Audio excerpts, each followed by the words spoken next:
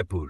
मुख्यमंत्री विष्णुदेव साय ने भारत रत्न पूर्व प्रधानमंत्री श्रद्धेय अटल बिहारी वाजपेयी जी की जन्म जयंती पर उन्हें भावभीनी श्रद्धांजलि अर्पित की। मुख्यमंत्री ने मुख्यमंत्री निवास में पुष्पांजलि अर्पित कर अटल जी को नमन किया। इस अवसर पर प्रदेश भाजपा अध्यक्ष श्री किरण सिन्हा देव भी उपस्थित रहे।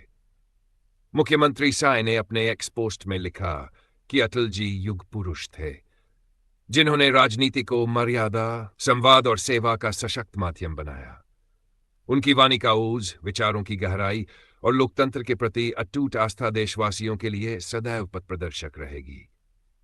उन्होंने कहा कि अटल जी का प्रेरक व्यक्तित्व और राष्ट्रभक्ति आने वाली पीढ़ियों को निरंतर प्रेरणा देती रहेगी। मुख्यमंत्री ने श्रद्धेय अटल जी को कोटि कोटि नमन करते हुए उनके योगदान को स्मरण किया। रायपुर। सीएम विष्णुदेव साय और सांसद बृजमोहन अग्रवाल सांसद खेल महोत्सव के समापन समारोह में शामिल हुए। दुर्ग लोकसभा क्षेत्र से 4,98,002 युवाओं ने पंजीयन कर देश में पहला स्थान हासिल किया। प्रतियोगिता 4 चरणों में हुई और अलग अलग आयु वर्ग में महिला पुरुष वर्ग के मुकाबले खेले गए।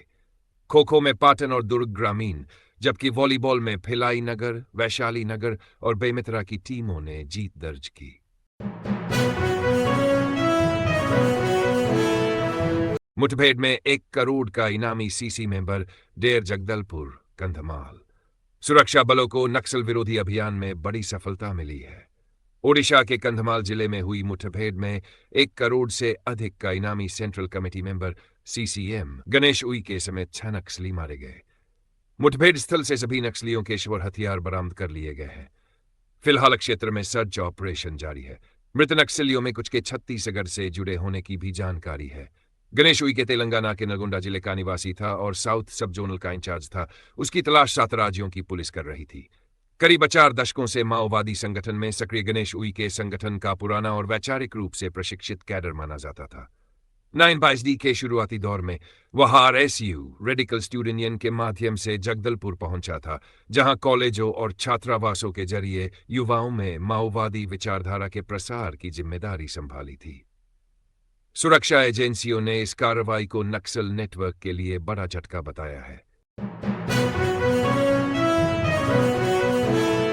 संक्षिप्त समाचार। रायपुर। बागेश्वर धाम के पीठाधीश्वर पंडित धीरेन्द्र कृष्ण शास्त्री 5 दिवसीय हनुमंत कथा के लिए आज छत्तीसगढ़ पहुंचे। रायपुर एयरपोर्ट पर पत्रकारों से चर्चा करते हुए उन्होंने धर्मांतरण को लेकर बड़ा बयान दिया।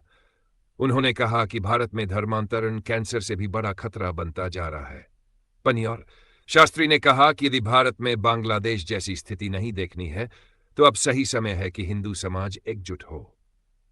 उन्होंने चेतावनी दी कि यदि हिंदू एकजुट नहीं हुए तो बांग्लादेश में हिंदुओं के साथ जो हुआ वैसी स्थिति भारत और छत्तीसगढ़ के चौक चौराहों पर भी देखने को मिल सकती है।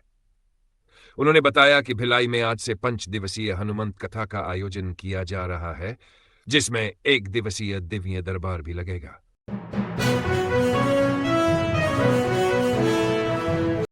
रायपुर। धर्मांतरण को लेकर छत्तीसगढ़ बंद और बागेश्वर धाम के पीठाधीश्वर पंडित धीरेन्द्र कृष्ण शास्त्री के बयान पर मुख्यमंत्री विष्णुदेव साय ने अपनी प्रतिक्रिया दी है। उन्होंने कहा कि धर्मांतरण उचित नहीं है।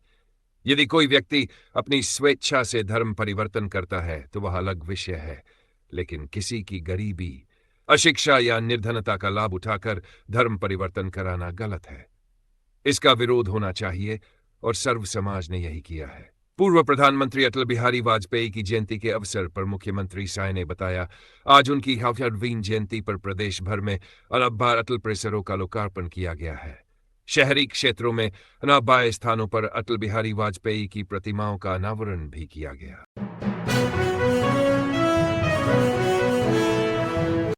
महासमुंद।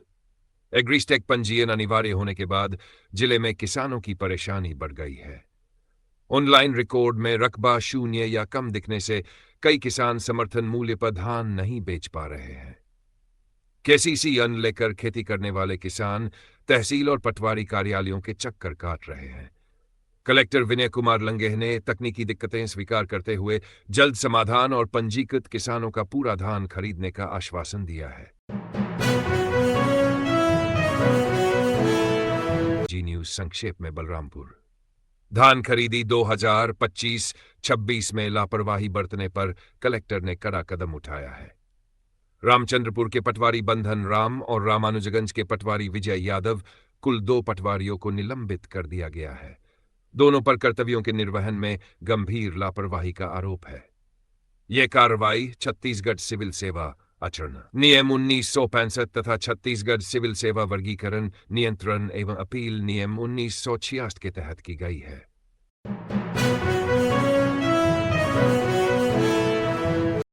रायगढ़ अवैध धान परिवहन पर कार्रवाई लैलूंगा। पुलिस ने अवैध धान परिवहन के खिलाफ बड़ी कार्रवाई करते हुए 20 क्विंटल धान और एक पिकअप वाहन जब्त किया है। यह कार्रवाई पुलिस अधीक्षक दिव्यांग पटेल के निर्देश पर की गई। जिले भर में अवैध धान की खप और परिवहन पर सख्त निगरानी रखी जा रही है। अन्य राज्यों से छत्तीसगढ़ की मंडियों में अवैध धान खपाने की आशंका को देखते हुए पुलिस गश्त और जांच अभियान तेज कर दिया गया है। कार्रवाई से अवैध कारोबारियों में हड़कंप मचा।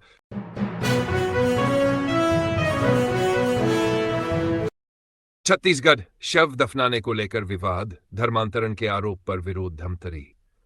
जिले के ग्राम बोराई में एक महिला के शव को दफनाने को लेकर विवाद खड़ा हो गया। ग्रामीणों ने मृतका पर धर्मांतरण का आरोप लगाते हुए गांव में दफनाने का विरोध किया। विरोध के बाद परिजन शव लेकर नगरी पहुंचे, जहां स्थानीय लोगों ने अधिकृत भूमि न होने का हवाला देकर दफनाने से रोका। दोनों पक्षों में कहासुनी बढ़ने पर माहौल तनावपूर्ण हो गया। सूचना पर पुलिस प्रशासन मौके पर पहुंचा और शांति बनाए रखने की अपील की। स्थिति पर नजर रखी जा रही है। जगदलपुर दरभा ब्लॉक में आज एक दर्दनाक सड़क हादसे में बाइक सवार ग्रामीण की मौत हो गई, जबकि उसकी मासूम बेटी की जान सीआरपीएफ जवानों ने समय पर प्राथमिक उपचार देकर बचा ली। घटना नेतानार गांव के पास की बताई जा रही है। मिली जानकारी के अनुसार कांदानार निवासी बुधराम नाग अपनी बेटी के साथ बाइक से ससुराल जा रहे थे।